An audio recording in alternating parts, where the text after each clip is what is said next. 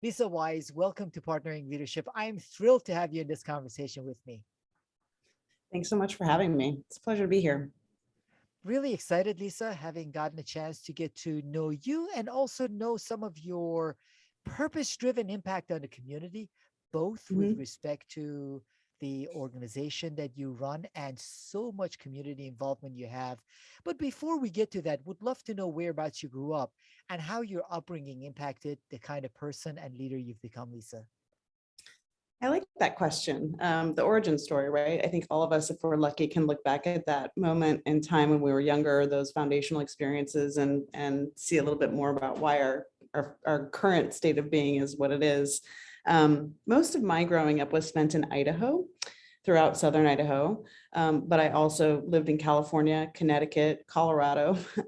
We moved around a lot, so many of my formative years were spent in Haley, Idaho, Boise, Idaho, Pocatello, Idaho. And then later, we moved to the East Coast. I lived in the Washington, D.C. area for a few years before I went to college. So my childhood can be really defined as full of moves, certainly a lot of housing insecurity. I lived in 23 different homes before I went to college. Oh, wow. So I was good at packing boxes. Maybe not a life skill we need, but it's one I certainly acquired over time. Yeah, so when you reflect on it, Lisa, those moves have an impact on us, on different people, different ways. How did that shape your belief about the world around you and who you've become? Growing up with any degree of insecurity was life defining for me. And I think the housing insecurity in particular had profound impact on me. Not only did we have a lot of moves under our belts and we're really being finding ourselves in different states and cities across the United States, but there were, in many ways, a lack of just general resources, right? So there were two things at play for me growing up. One was the housing insecurity and feeling like I wanted a sense of secure home. And the other was just feeling financially vulnerable as a kid, feeling like there wasn't always enough food necessarily. We were very much living paycheck to paycheck as a family. And, over time that changed for me. But from an early age, I was really born to make money and be an entrepreneur. I was just baked into my personality. And so as a kid, for me, building security, my counterpoint to sort of my chaotic childhood was to make money. And I would come up with every kind of little small odd job you could think of. And I would stack them. There's no reason to stick to one job when you can have 5 different irons in the fire. And so I was able to really save a lot growing up and kind of build this nest egg for myself. No pun intended, or maybe there's pun intended because we're talking about businesses. But that financial cushion that I was aware of really young, needing to have in order to have a sense of stability and security and some safety, that paired with the housing component really informed where I would find myself career-wise long-term. And now, of course, I work in the home management space and with a lot of detours along the way, but it's very clear that where I am professionally today is exactly where I'm supposed to be. And I wonder, Lisa, how did that impact your relationship with your immediate family and also friendships and connections with people in the external world? I find that in many of the moves that I had in childhood, at a certain point, uh, I became closer to my family as a result. However, it was harder to connect with people externally because Mhm. I knew we would pick up at a certain point and move.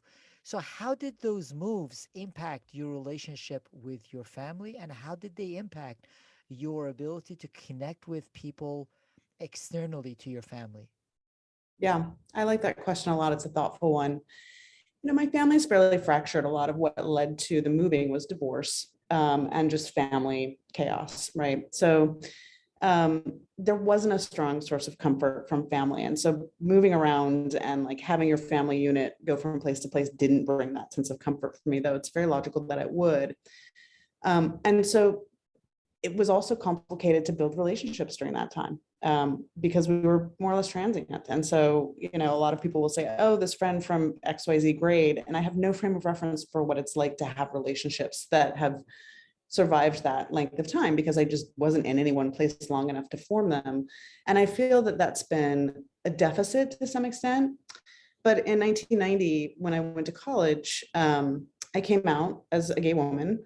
And, for any of those folks listening, will relate to the fact that, particularly at the time when I came out, it was not looked upon very favorably. And so, when you're living your authentic self and that self doesn't necessarily click in with how society wants to see you or embrace you, you learn very quickly how to build a chosen family and surround yourself by people who are supportive and empathic and caring and sort of give you that sense of family that you may have lost and or not had as a result of your identity.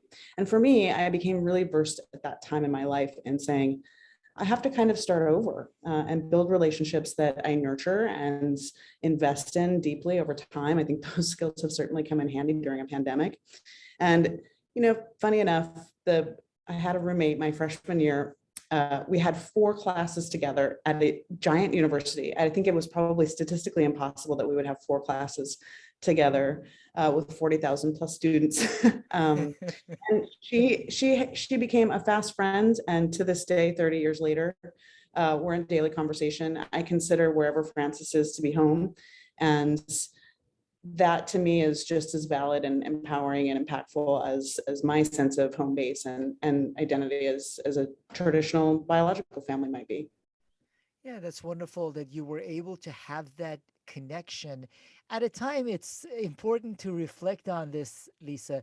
There has been tremendous progress with respect to marriage equality over the past couple of decades. But for people to reflect on the fact that when Bill Clinton was elected in 1992, after that, don't ask, don't tell was a huge controversy. So just don't Yeah. ask, don't tell. So when people think about coming out, it is very different now than it was at a time you were going through college. Correct. Yeah. And honestly, even that's a privilege. The accelerated timeline within which I've gone from feeling like I'm not supposed to tell anybody who I am to I'm announcing it happily and without any sense of internal conflict on a podcast, it says a lot, right? And I'm thrilled for that. I'm also at the same time, I have a hard time understanding the contrast between that and race and class and ethnicity and disability and all the other areas in which our country has not done a good job of advancing equality at the same pace.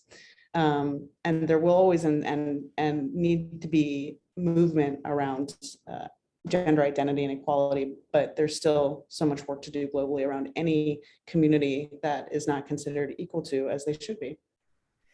Now, wouldn't it be beautiful if 20, 30 years from now, Lisa, we are having a conversation and we reflect back to the anti-racism conversations of to this day and have to tell our children, grandchildren, or whoever else, oh, you wouldn't believe there was a time when we had to have those conversations, having made so much progress, because I know this is something that is really important to you, core to your identity and core to what you do as an entrepreneur also.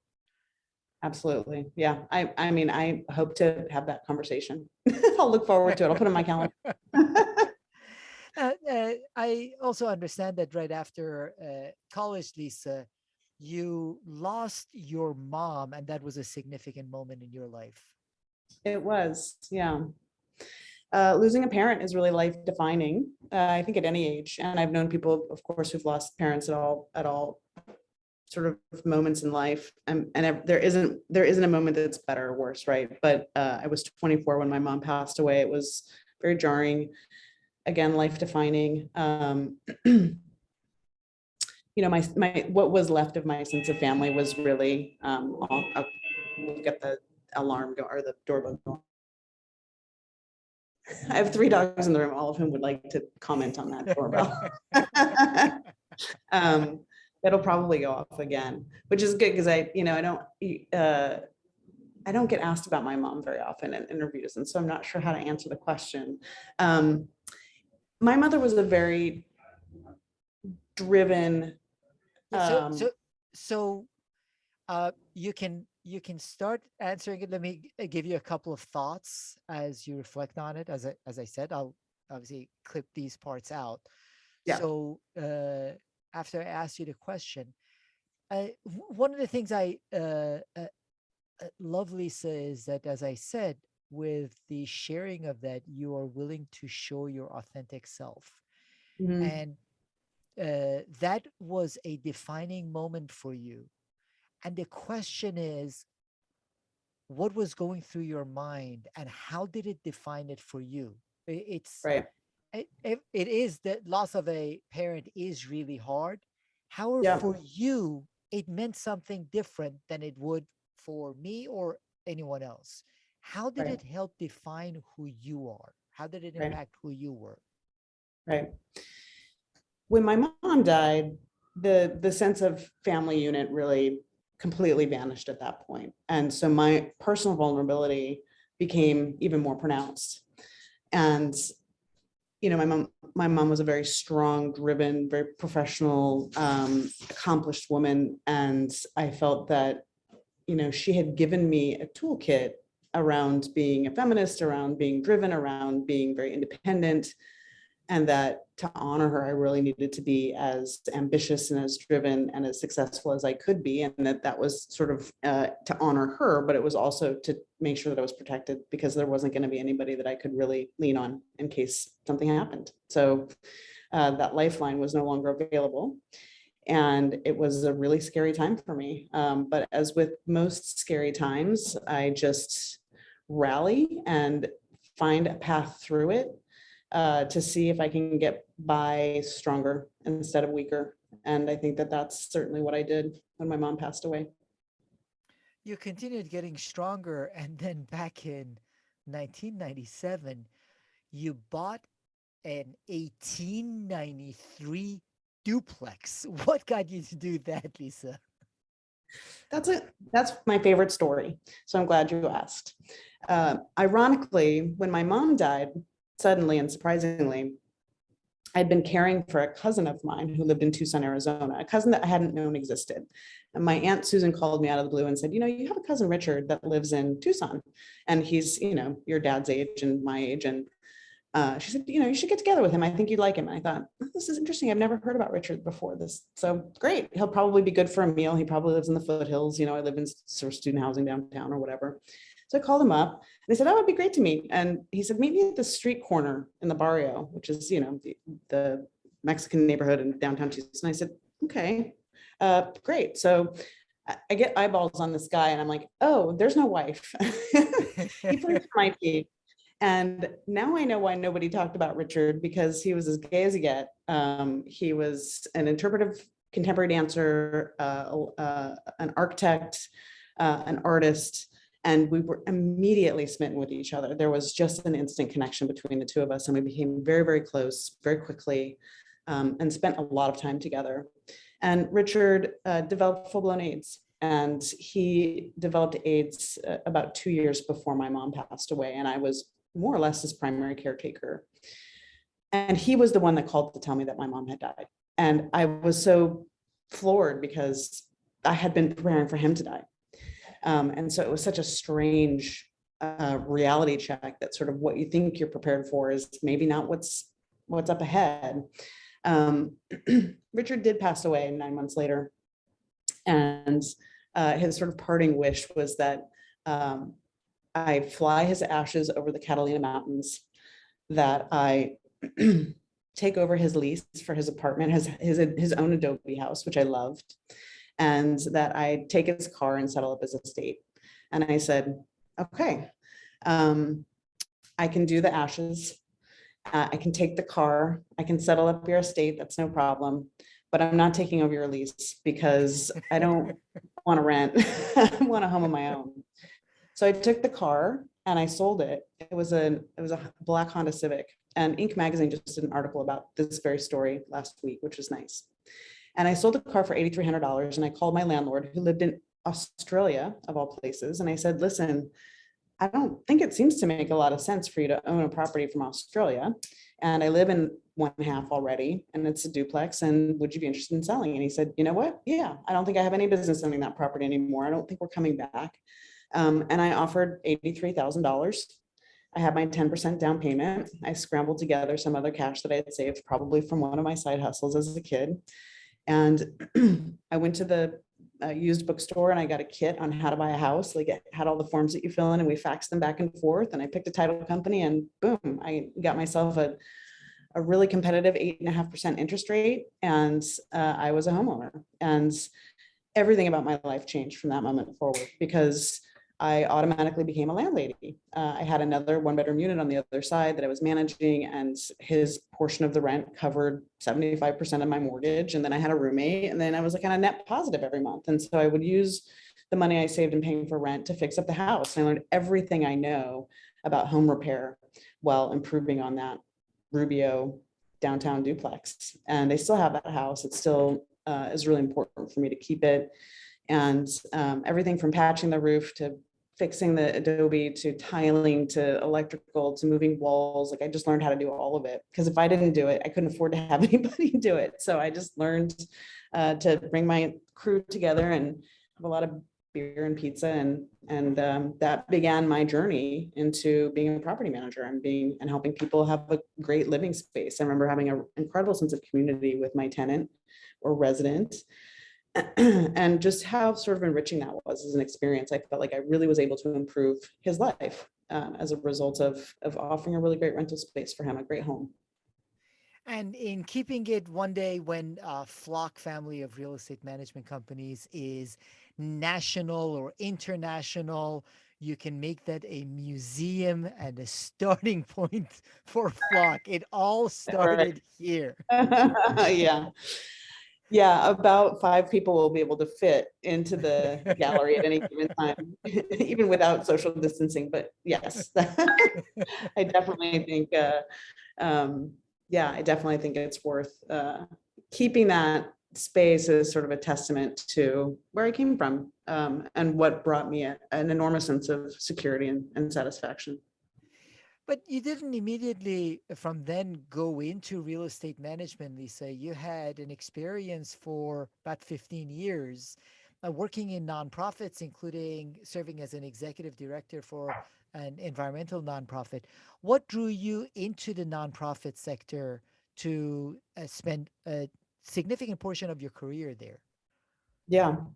When I talk about security and justice as a kid, I wasn't just motivated to create security for myself. I was always observant to, and looking around the space and reading the room and saying, I don't want anybody to be insecure. And so, whatever I do in service to myself should also be in service to others. That's always been the formula. And a nonprofit trajectory professionally made perfect sense given my value system and given that I really was motivated to give back.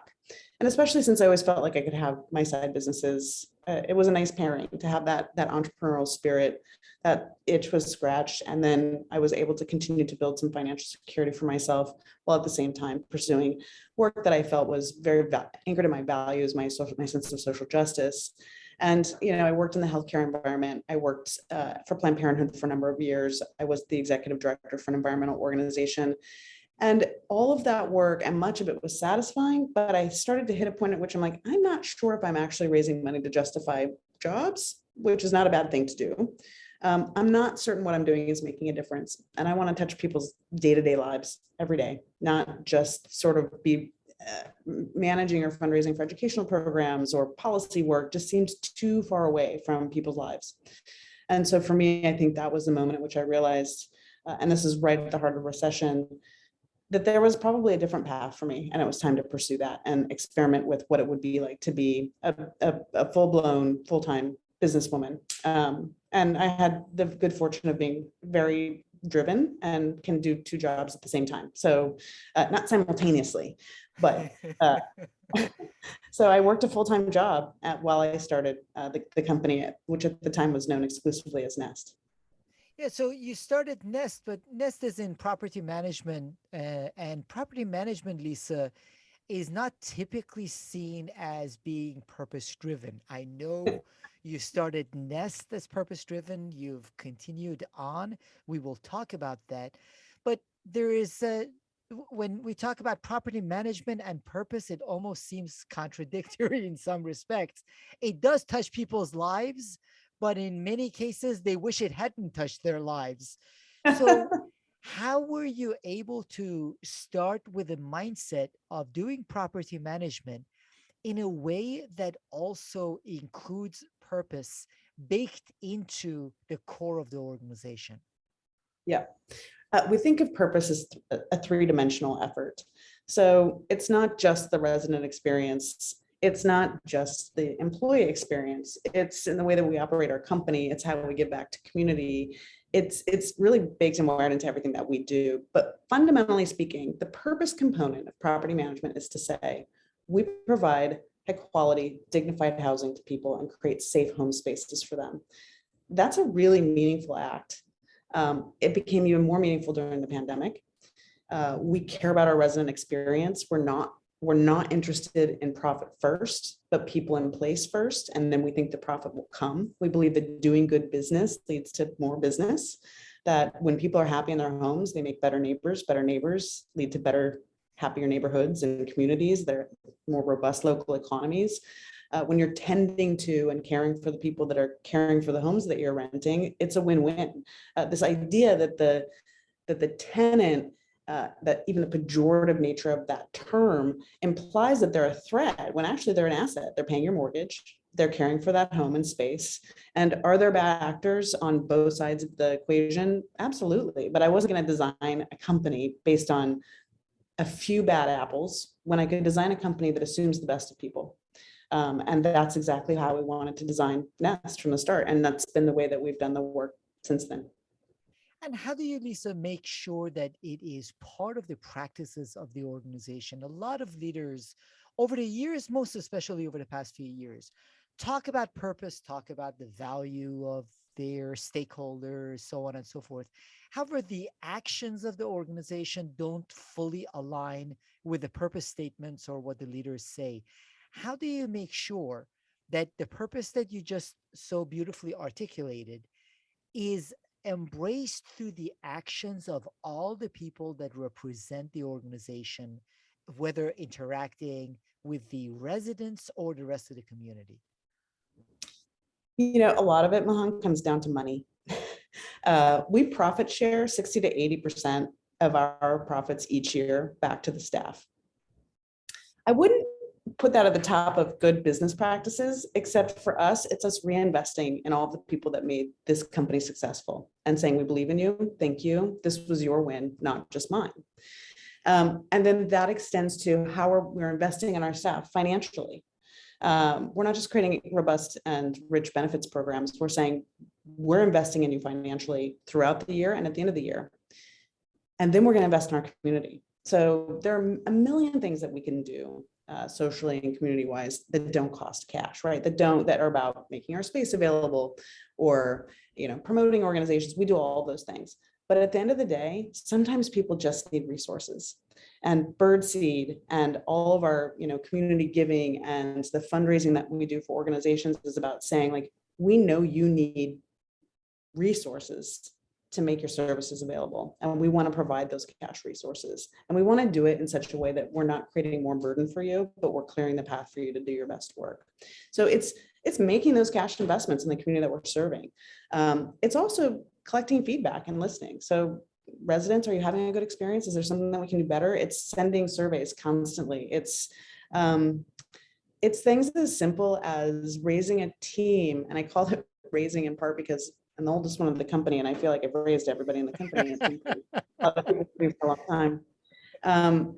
That understands that we have a purpose in making our resident lives better, and that we're uniquely positioned to have that impact. And we're not just talking about people that are paying, top dollar for a Logan Circle house. We're talking about a lot of the voucher applicants. We don't just embrace, but we really concierge their program to make sure that they're getting good housing. I had my now CEO of Nest, pretty much missed Thanksgiving because of a voucher applicant who was aging out of the foster care system and wasn't going to have any place to live, was waiting for final inspection from the city to apply that voucher. She'd been waiting for months. She was on basically a number of days left of housing before she was just going to have no place to go. And the inspector was going to fail us because the toilet was dirty. And Steph, rerouted herself to that property, met the inspector, and said, I will do anything to pass this girl needs a home. She took her shirt off, cleaned the toilet with her shirt and said, does this work? Because, a service technician or something had used it. And that young woman was able to move in, and it was totally worth it, right? Whatever we need to do to give people access to that dignified housing is what we do. And we will do backflips for it. And I think each of us gets to leave at the end of the day feeling like, wow, we made a substantial contribution to people's lives today. And I think that keeps them coming back because they're also rewarded for it. And that captures so much of the beauty of being truly a purpose-driven leader, Lisa. You articulated the purpose of the organization, which is really important. The behaviors of the team members are aligned with that. You were able to also, through storytelling, communicate that purpose in action, which is really important both as you communicate to the broadcast community, the podcast community, and broadcast it outward and to other people in the organization. And finally, you have also aligned the incentive structures with that purpose. I make fun of many organizations, including Wells Fargo, at a point when they were saying the financial well-being of our clients is of utmost importance to us. That was a critical part of their purpose, while the incentive structures were totally running counter to that. So it's important to keep in mind that the purpose statement by itself is not enough. It's important. The storytelling is another important piece of it. Having people aligned with that purpose is important, but also incentivizing people and aligning their incentives with that purpose also ensures that people stay aligned in bringing that purpose to life for the community. Yeah, absolutely. We could go on about Wells Fargo, but I'll let that one. It's just because the reason I asked you about it, Lisa, is that I know you're truly purpose driven, but I want to consistently separate that purpose drive with the countless purpose statements we see from organizations. So it doesn't become this buzzword that every leader, every organization talks about purpose. What you outlined there by itself can be a mini course on how to effectively align your team members with purpose. Now, as a result of that, Nest has grown. So you have now become Flock, continuing on the theme, which is a family of real estate management companies with Nest, Roost, and Starling. So, Yes. what part is Nest? What part is Roost? What part is Starling? Yeah. Nest is our legacy brand. That's the management company that I started one property at a time in 2009. And today we manage about 1,300 individual rental units throughout the city. In 2013, I realized that the company was sustainable and I could quit that other full-time job I had. And I found it to be just kind of mind-blowing that I finally was going to be secure. That I wasn't going to be homeless any minute, that I didn't have to, continue to build this giant fortress around myself. And then I immediately felt bummed out because I was the only one that was going to get to experience that security because I owned the company. I was like, oh, that doesn't seem fair. So, and I remember the moment vividly, like I went out into this sort of main workspace that we had, and I thought, we did it. Like, we're sustainable. We hit 200 units, it's sort of the magic number in property management. And then I thought, well, gosh, I want everyone to be an owner, but I also didn't want to mess with Nest. I realized I wanted to sort of keep that where it was, but that created a new entrepreneurial avenue for me to explore what it would be like to actually start another business that was employee owned. So Roost DC was started as an employee owned company. It still exists as an employee owned company. And pretty much everybody was given profit sharing opportunities that amounted to whatever the buy-in amount would be so that they could buy into Roost and really enjoy the fruits of ownership of a company. And Roost manages condo associations, which was a natural fit for us. We'd already been doing that work, so we just moved it over into a new entity. So Roost today manages about 120 buildings in the Washington, D.C. proper area. And then later we're like, well, we need to formalize our turnover or maintenance division. And so we decided to really reconfigure the way we operationalized our maintenance and on the ground field-based work. And so we decided to give that a name as well. So we called that, it was Operation Starling for a while, as we tried to see whether it was going to work or take flight, as we would say around here. And it did. And so Starling now really services the different branches of the company. It services both NASA, it'll service Roost as well. And so those are kind of the three key bird legs that we have right now. We did start a company called Birdwatch, or a business unit called Birdwatch. Birdwatch offers a home management service for the homeowner. In other words, if you feel like you want to be a homeowner but wish you had a landlord to call, that's us. So we basically take the hassle out of home ownership. And while there's no tenant involved, you put in a ticket for your broken toilet, put in a ticket because you want your living room painted, put in a ticket because you want your gutters cleaned. We'll go in and inspect your house, we'll put you on a preventive maintenance program. It's a very, very strong idea in a very fractured industry around home maintenance. And so that bird flew the coop. That bird is now part of a joint venture. We've incorporated as a public benefits corporation in Delaware. We were reborn on January 21st. I have a business partner out of Philly, and we'll be expanding that bird into the national market, heading to Philly in April, with eyes on every state in the union. So we're definitely on a different path than we had been. Flock will still have a velvet rope around it and do what it does and continue to grow and thrive. And that's our intention, and to stay very hyper local. But Birdwatch gave us a flight path to take a lot of what we did really, really well without the complexity and regulatory issues that emerge when you have a tenant relationship. We took all that out, simplified the process, and said, we can manage people's homes to perfection. And we can do it with a really high touch, high value customer service, justice-based intention, and really make a difference. And so that's what we're up to now. It's a really different kind of model, very tech oriented, but very high touch service. And so we're excited to see where that gets us. It is exciting because, as I mentioned, you've also baked in purpose into all of these entities as part of this Flock family. You also, Lisa, launched Birdseed Foundation, which has funded a lot of cool projects in the community. What has been the intention behind Birdseed Foundation, and what do you hope to be able to do with that? Mm-hmm. We were formalizing our philanthropy a number of years ago and had set up sort of internal committees around how we wanted to be as intentional as possible and make the process of philanthropy inclusive of the whole team, not have one person sort of decide what we give to. We wanted people and our team members really participating in what it meant for us to be engaged in community and supporting community financially and otherwise. And so, I don't know, it just popped out of my head that it needed to be called Birdseed, that would be the name of the committee.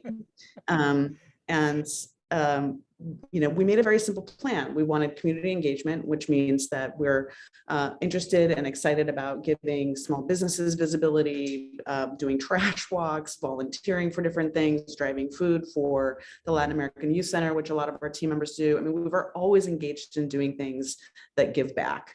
That's a timepiece, right? It's the community timepiece. Each year, we host a casino night fundraiser for La Clinica del Pueblo, which is a federally qualified wraparound healthcare center. I used to be the board chair there. We know that money is a game changer for them. We try and actually manage all the work that goes into producing that event. 100% of the proceeds go to them. So there's that aspect as well that comes under the Birdseed sort of philosophy of why we give back to the community that serves us. And then we started a micro grant program. We feel like people who are doers, makers, and disruptors need cash as much as anybody else does. And the barrier to that cash is, well, if the cash even exists, who knows? And secondarily, a lot of funders like to create a lot of steps to being qualified or having things documented or proving impact. And having come from a nonprofit background, I thought that seems dumb. Let's just go ahead and make money accessible, easy to get, and impactful if you can. And if someone doesn't do a good thing with it, like, let's just move on. So I like to think everything is simple. I like to make everything as simple as possible, even though I have this very complex set of businesses. So the micro grant program was our first launch. And we basically said, if you're a doer, a maker, or a disruptor in the city, give us a proposal. It cannot be longer than 1 page or you're disqualified because we can't read more than a page. You don't have to be a 501c3. You have to be able to complete your project in 3 months, and then we'll just give you $2,500. That program was simple, easy to administer, very popular. We got so many cool applications over the years. We still run that program. We've done everything from food justice work. We helped a guy who had a hot sauce recipe that he got from his family, and he was growing the tomatoes on like roof decks around the city. And so I didn't want him to have to pay taxes on like the procurement that he was going to use the cash for. So we bought all the bottles for him. And like at one point, there were just bottles everywhere. And we're like, why are all these bottles here? I'm like, it's the hot sauce guy. And they're like, oh, yeah. That makes sense. We funded a bicycle repair station in Southeast. We supported a woman who throws birthday parties for homeless children. We gave a grant to a community of Black girls who code, and then we were able to actually make our spaces available for their trainings. So we've done a lot. We helped a veteran farmer help him buy a tractor. So these were all things where like, yep, this is very tangible, impactful. This got done. This mural is now here. It wasn't there before. And so it felt really good to make those dollars available to folks that just typically don't qualify for them. So that felt great. And then the pandemic comes along, and then George Floyd is murdered, and we're like, there is so much more work we need to be doing around housing justice and racial equity, and what the real estate world's role has been in designing that injustice. And I was in the process of going through a lot of estate planning because that's a responsible thing to do, and the pandemic is inspiring in that regard. And so I go on this late night walk where I do my best thinking, and we were trying to think through like, okay, well, what happened? Like all these life insurance policies that'll get triggered because I was a responsible business owner. I'm like, I want to give the company back to the employees in the event that I die, and yet there will be like, I don't want to give all the, I want to set some aside for high impact investment in the community. And I kept thinking like, oh, I'm very engaged in all these organizations, but yet nothing felt right. So at the end of that on one side of the one part of the walk, one half of the walk, I get to the end and I say, I need to just help people buy houses. That's what I want to do. I want to help people buy houses who typically wouldn't be given like an $8,300 windfall, like a Honda Civic. And I turned around and I'm like thinking. And I thought, gosh, it's too bad I have to be dead for that to happen. Maybe I could start working on something like that now.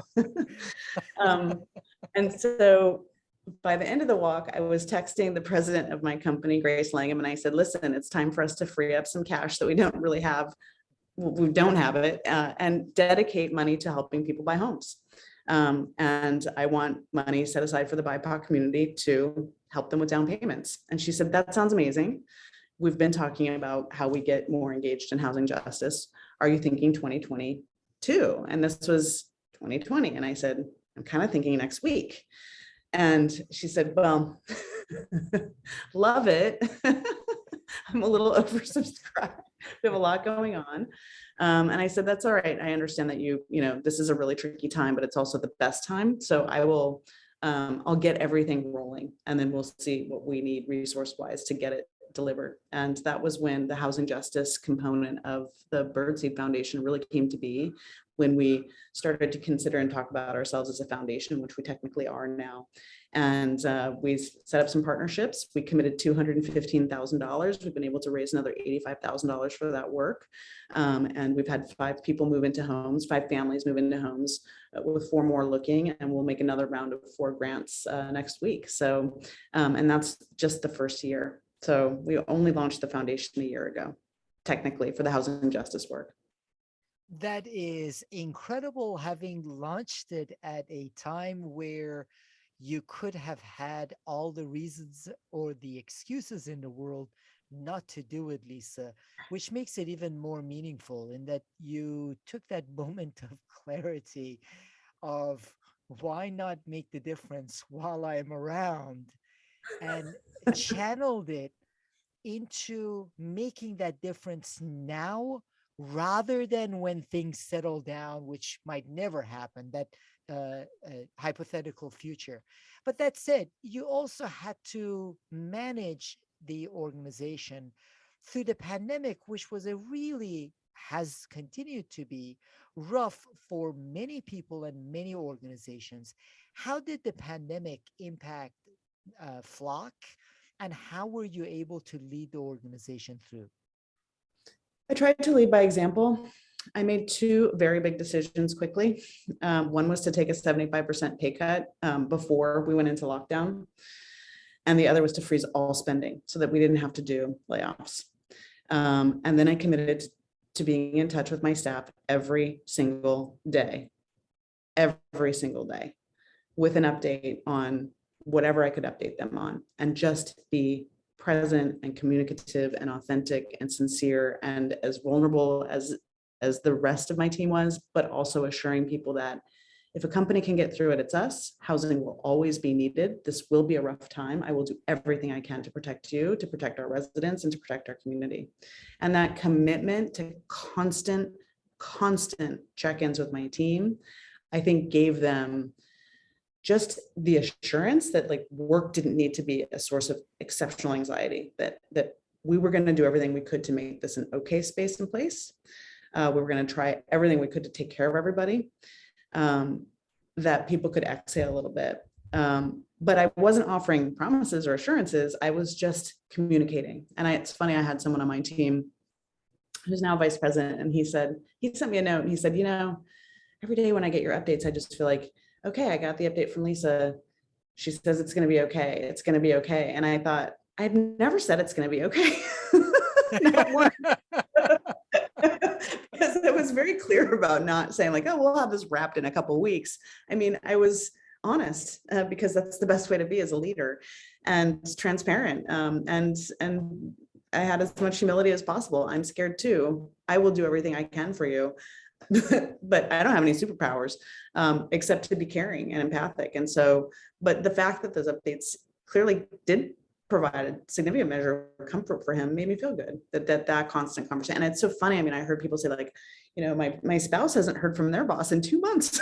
Like, that's a really scary place. So I think it was that communication and saying like, I will go without so that you don't have to, I think made a pretty strong statement. And I was happy to continue to do that for as long as it took. It is a strong statement, Lisa, and it's also really important. I did a solo episode on this a while back, where leaders don't need to communicate certainty with respect to the future. There is very little certainty. However, the clarity and that humility that we are working it out together helps people feel reassured. So you communicated with your team on a consistent basis. That is really important. Some leaders have clammed up and clam up when things go wrong, assuming that their people want them to tell them that things are going to be okay. It's a little bit like as if the team members are kids around the table who need to be told, kids, don't worry, everything's going to be okay. People aren't looking for that, weren't and aren't looking for that from their leaders. They want that authenticity of communication, consistency, and also the leaders being willing to step first themselves before they ask others to make sacrifices. Agreed. Absolutely. You're spot on.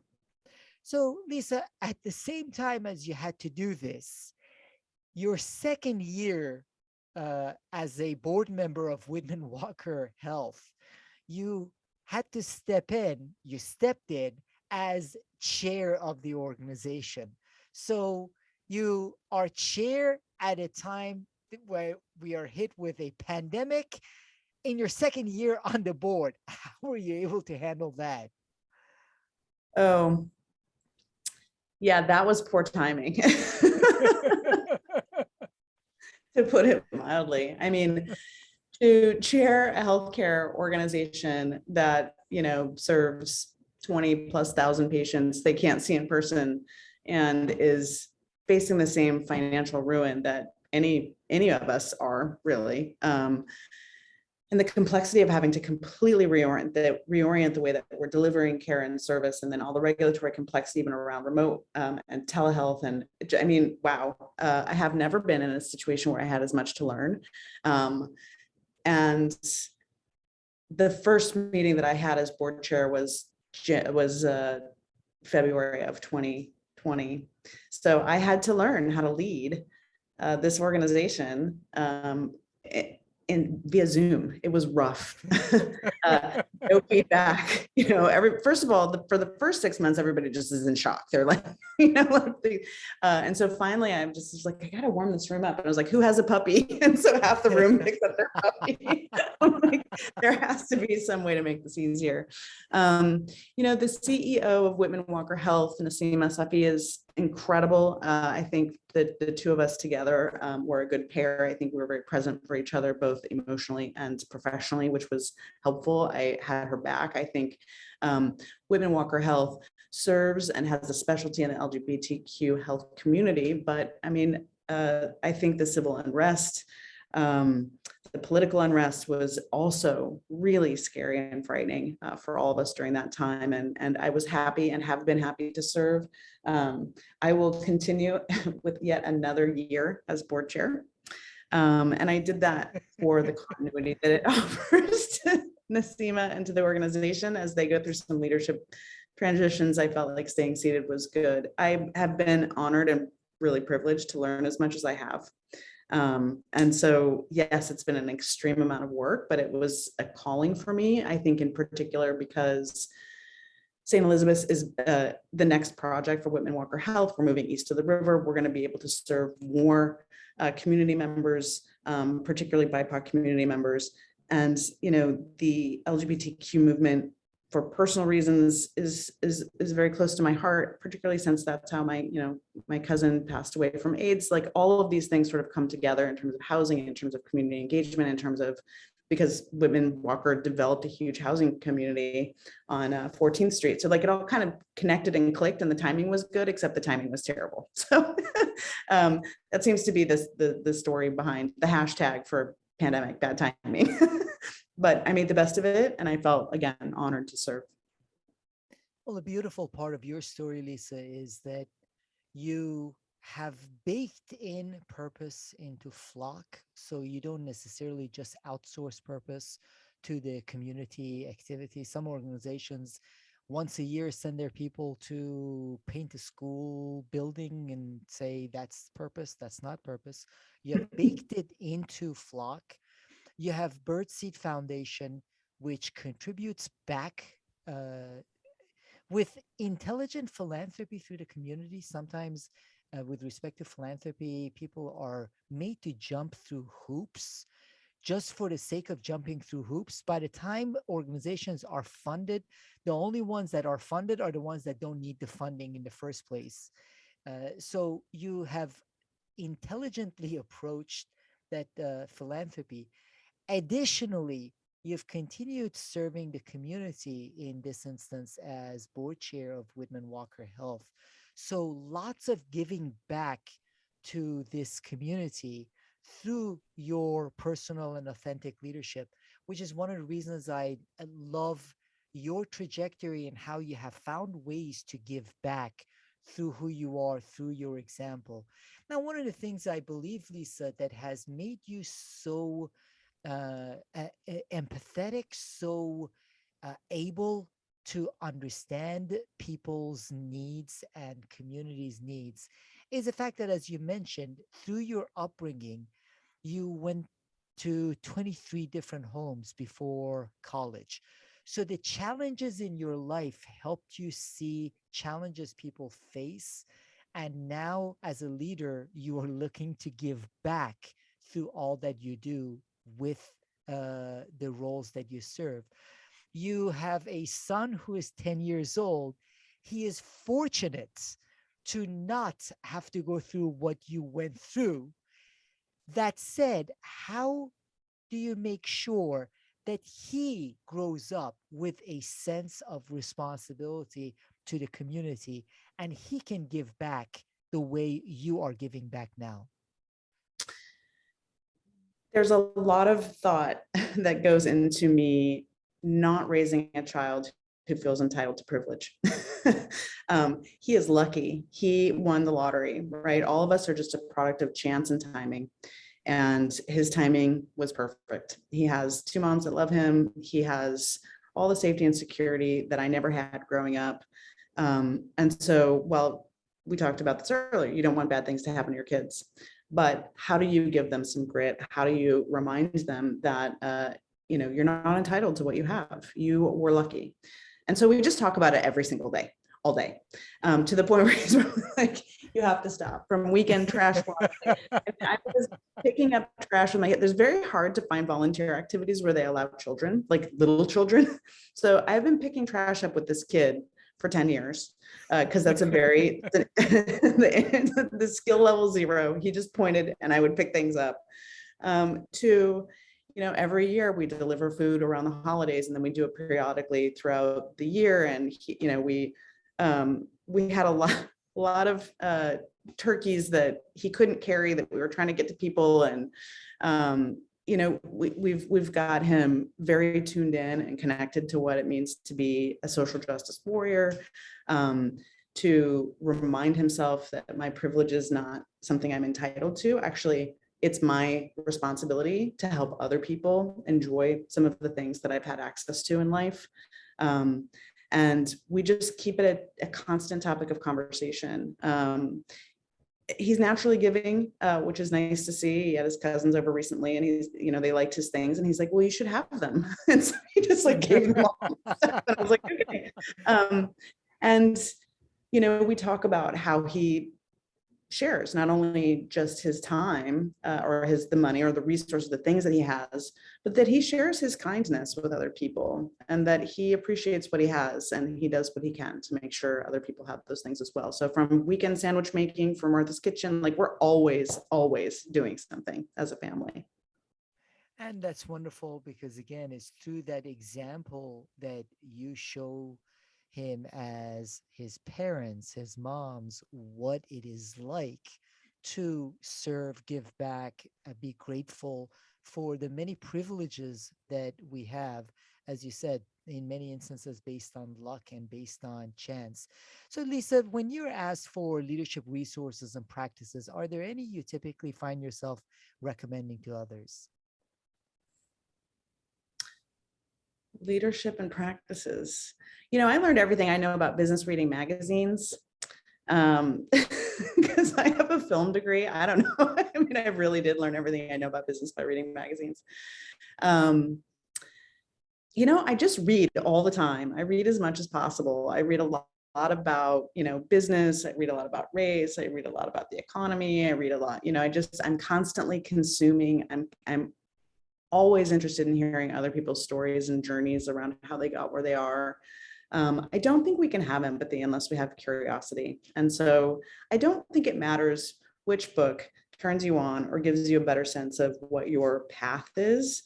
Just being open to consuming and learning more and expanding your brain, I think, is the trick there. It is really helpful understanding the journey of other people. And your journey, Lisa Wise, has been one that has focused in giving back, being of service, not just through words, through actions, whether it is with the Flock family of real estate management companies, Nest, Roost, Starling, Birdseed Foundation, your involvement at Whitman Walker, so many other community activities you get engaged in. I truly appreciate you sharing your leadership journey with the Partnering Leadership Podcast. Thank you so much, Lisa Wise. Thank you. What a great conversation.